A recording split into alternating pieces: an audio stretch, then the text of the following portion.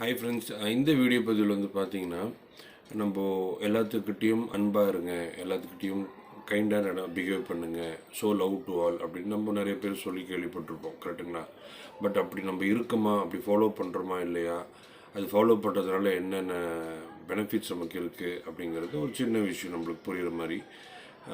ஒன்றும் இல்லை, நம்ம யோசிச்சு பாருங்கள். இப்போ எல்லா இதுலேயுமே நம்ம தெரியப்படுத்துறது என்ன, எல்லா மத ரீதியாகவும் பார்த்தீங்கன்னா லவ் இஸ் காட், அன்பே சிவம், அன்பில் தான் வந்து கடவுள் இருக்கார் அப்படின்லாம் நம்ம சொல்லுவோம், கரெக்டுங்களா? அப்போது நம்ம ஒருத்தர்கிட்ட வெறுப்பு காட்டுறது பெட்டரா இல்லை அன்பாக காட்டுறது பெட்டரா யோசிச்சு பாருங்களேன். அதாவது உடனே எல்லாரும் புத்தராக மாறணும் அப்படின்னு நான் சொல்ல வரல, கரெக்டுங்களா?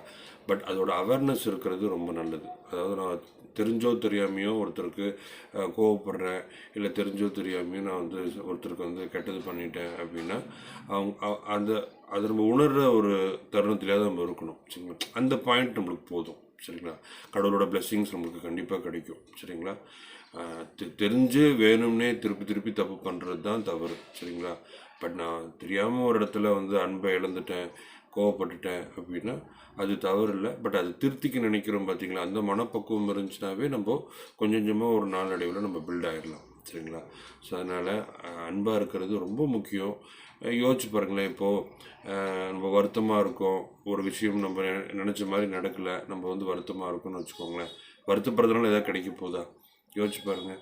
ஏதாவது பெனிஃபிட் இருக்கா? எண்ணம் போல் வாழ்க்கைன்னு சொல்கிறோம். அப்போ நம்ம மனசு வருத்தப்பட்டுகிட்டே இருந்துச்சு அப்படின்னா நமக்கு ஏதாவது பெனிஃபிட் இருக்குமா?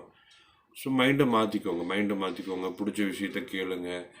நம்ம வந்து நம்ம மைண்டை வந்து ஹாப்பியாக வச்சுக்கிறதுக்கு ட்ரை பண்ணுறோம், கரெக்டுங்களா? அதே மாதிரி முடிஞ்ச வரைக்கும் நிறைய பேர்த்துக்கிட்ட அன்பை நம்ம வந்து காட்டும்போது, அன்பை செலுத்தும் போது அது நமக்கு பல வகையில் வந்து கண்டிப்பாக ரிட்டர்ன் கிடைக்கும். ஸோ அதனால் இதை வந்து எல்லாருமே வந்து ஒரு உறுதியாக எடுத்துக்கோங்க. எப்பவுமே வந்து அன்பாக இருக்கிறதுக்கு முயற்சி பண்ணுங்கள். எல்லாத்துக்கிட்டேயும் அன்பை கொடுங்க. Show love to all, be kind அப்படிங்கிறத கண்டிப்பாக ஃபாலோ பண்ணுங்கள். அது போக போக உங்களுக்கு கண்டிப்பாக ப்ராக்டிஸ் ஆகிரும். அது உங்களுக்கு பல மடங்கு ரிட்டர்ன்ஸ் கொடுக்கும். நம்ம நினச்ச விஷயங்கள் நடக்கலை, தடையாக இருக்குது, அது இதுன்னு நம்ம சொல்லுவோம். பட் அது எல்லாமே உங்களுக்கு சீராக வந்து இந்த பிரபஞ்சத்தோட ஒரு ஆசீர்வாதத்தால் உங்களுக்கு எல்லாமே கைகூடி வரும். தேங்க்யூ.